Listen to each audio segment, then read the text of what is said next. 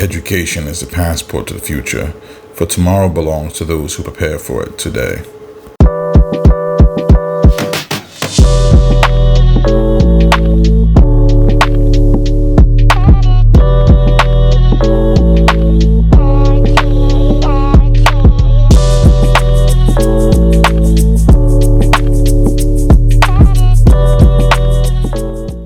Hey guys, Professor Javon M.H. Presbury back with another episode of Hey Professor, the show where we talk about healthcare management and business management. That's so much smoother now that I've decided on a thing. I am your Professor Javon M.H. Presbury, and this episode is going to be about secured records. As I've stated before, if you work in healthcare or any healthcare adjacent field, what you're going to find is that the medical record is the legal and the financial record of any transaction or any instance that has happened with the organization. It is used legally, it is used compliance, it is used for risk, it is used for financial purposes, it's used for pretty much everything. The medical record is involved with everything.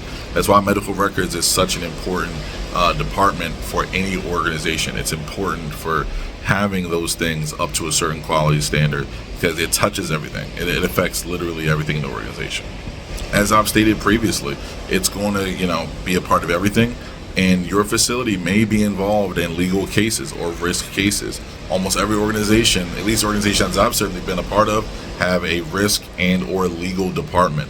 Basically, risk will assess any risk, anything that is risky for the organization from a legal standpoint, and legal will be the legal hand of the organization, make sure that they are a covered entity and everything is good, everything's up and up on the legal end. They also fight any court battles. If an organization is sued, the legal department is involved with that. Legal may request, if you're working internal, legal or risk may request medical records that they need to review on a consistent basis. Legal and risk may also send out what they call a secured list. Basically, it is a list of medical records that either are or are likely to be involved in a litigation case in the upcoming weeks and or years. Now, because these facilities can be locked in legal battles for years and years, that secured risk and a secured record list can have those records locked for years, essentially secured for years. Now, I'll talk about what that means in the physical sense and also in the non-physical sense as well. If your organization is going to be involved in litigation, understand that may also mean internally as well. Any organization is essentially just a revolving door of different people over the course of years and decades. So it is entirely likely that you may have employees who have a medical record with the facility that they work. A lot of times those documents are going to be secured because they don't want other employees, or they don't want the employee themselves accessing that information in a manner that is not authorized by the facility or by them if they're able to do so. If your organization still has physical medical records, paper records, what will likely happen is you will get a secured list, and that secured list must be tended to by either the administrator, the manager or supervisor, or even a designated employee. If that person has been tasked with that role, that employee or that person will go and find those physical medical records. They will remove them from the regular medical record file and or shelf, and they will move them to somewhere that is more secure. Now, that could be a locked room, that could be a locked office, that could even be, I've seen shelves that were like in the basement and file rooms that have an actual padlock that you cannot access without a key. So they secure it in that way. Now, if we're talking about more electronic medical records, you're probably asking me, well, Javon, how do you secure an electronic medical record?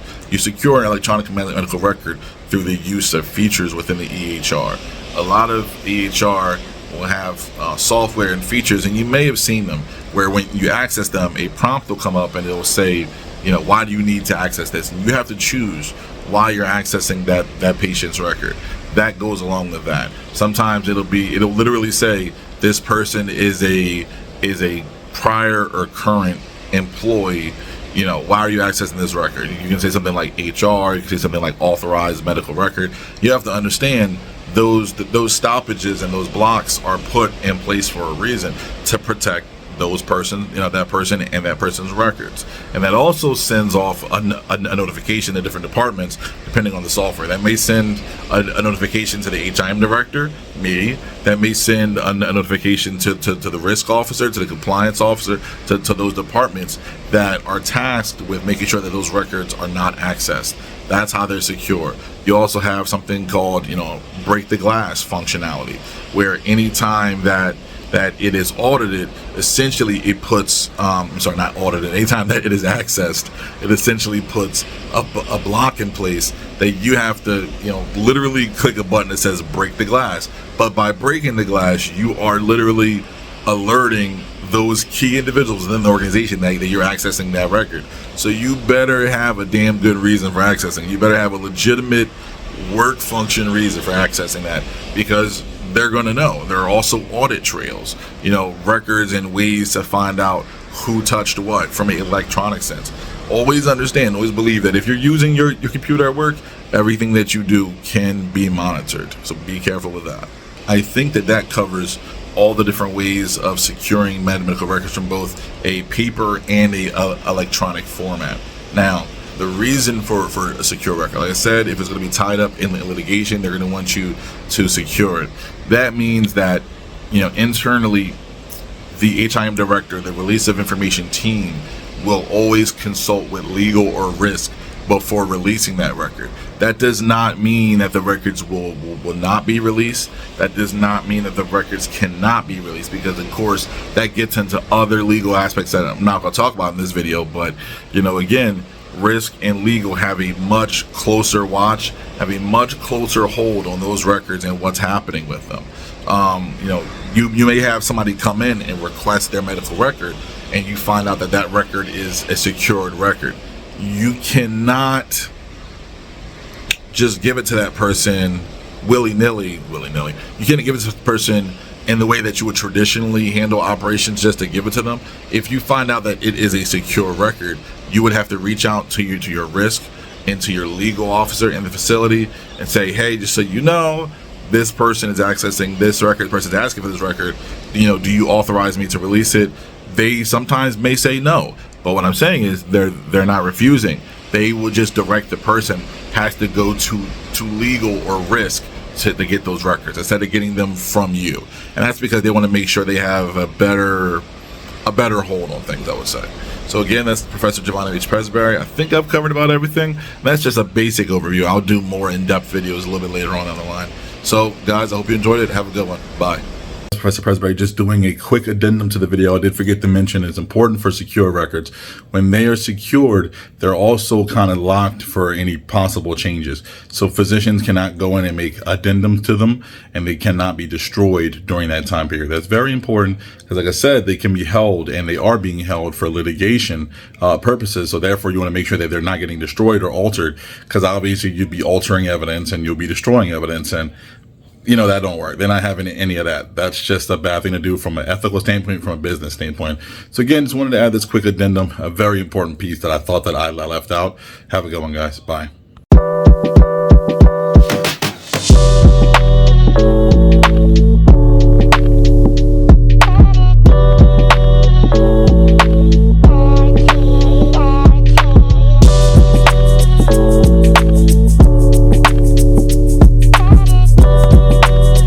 Intelligence is not enough. Intelligence plus character. That is the true goal of education.